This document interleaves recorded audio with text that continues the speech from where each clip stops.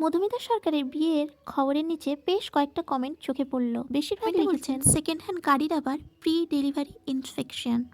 হা। আরেকজন বলছেন তোরা বিয়ে করিস কেন আর সংসার ভাঙিস কেন।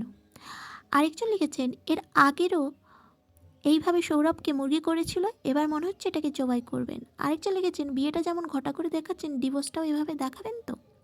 আরেকজন লিখেছেন নেক্সট ডিভোর্স ডেটটা জানতে পারলে খুশি হতাম, এটাই বলার ছিল, বিয়েটা কতদিনের জন্য হলো।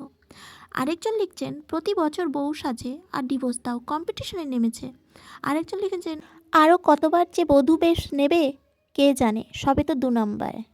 এই কমেন্টগুলো পড়ে আমার একটাই প্রশ্ন মাথায় এলো, একজন মেয়ে যখন নতুন জীবন শুরু করে তখন কেন প্রথমেই তার ভবিষ্যৎ নিয়ে কটাক্ষ শুরু হয়? কিন্তু প্রশ্নটা খুব সোজা, একজন মেয়ে কি সেকেন্ড বিয়ে করলেই তার চরিত্র, তার সিদ্ধান্ত, তার সম্মান সব প্রশ্নের মুখে পড়বে?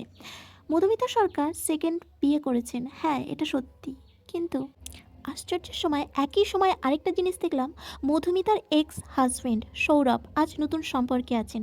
সেখানে কমেন্ট কি ভালো লাগছে, হ্যাপি ফর হিম, কাউকে লিখতে দেখলাম না এই সম্পর্ক কতদিন টিকবে, নেক্সট আপনি কি হতে চলেছেন।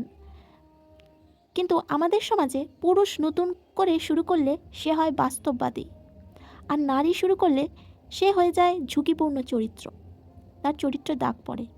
একই কাজ, দুটো আলাদা রায়। একজন পুরুষ নতুন সম্পর্কে গেলে বাহবা পাচ্ছে, আর একজন নারী নতুন জীবন শুরু করলে প্রশ্নের মুখে পড়ে কেন। এই ডবল স্ট্যান্ডার্ডটা কি সত্যি ন্যায্য? বেশিরভাগ মানুষ লিখেছেন এই বিয়ে কতদিন টিকবে। আচ্ছা, কিন্তু বিয়ে কি আগের থেকেই মেয়াদ লেখা থাকে? যদি তাই হতো তাহলে ডিভোর্স শব্দটা ডিকশনারিতেই থাকতো না। আরেকটা কমেন্ট বেশ চোখে লাগলো, সংসার করলে ভাঙে কেন? সংসার কি, সত্যি বলতে সংসার কি একজন মানুষ একা ভাঙে? ভাঙে তখনই যখন দুজনের পথ এক জায়গায় এসে থামে।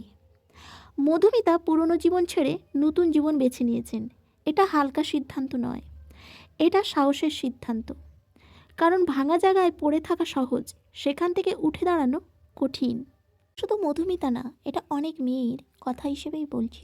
অনেক আশা, অনেক স্বপ্ন, অনেকটা বিশ্বাস আর অনেক বেশি দুশ্চিন্তার ভয় নিয়ে একটি মেয়ে দ্বিতীয়বার জীবনে নতুন অধ্যায় শুরু করে। তাহলে সেটাকে শুভকামনা না জানিয়ে আগের থেকে ভবিষ্যৎবাণী করাটা তিক্ততা দেখায় ব্যাপারটা। সমস্যা সেকেন্ড বিয়েতে না, সমস্যা এখানে একই ভুলে পুরুষ অভিজ্ঞ হয় আর নারী বিচার পায়। এই ডবল স্ট্যান্ডার্ডটাই ভাবায়। অবশেষে একটাই কথা বলবো, জীবনে সব কিছু প্রথমবারই ঠিক হয় না। কিছু গল্প আছে যেগুলো দ্বিতীয়বার লিখলে আরও পরিষ্কার হয়। সেকেন্ড বিয়ে কোনো লজ্জার বিষয় না, এটা ব্যর্থতার চিহ্নও না, এটা অনেক সময় নিজেকে নতুন করে বাঁচানোর সাহস। কারণ ভুল অধ্যায় বন্ধ করাই শেষ নয়, সঠিক অধ্যায় শুরু করাটাই আসল জয়। এই বিষয়ে আপনার মতামতটি কমেন্টে জানান।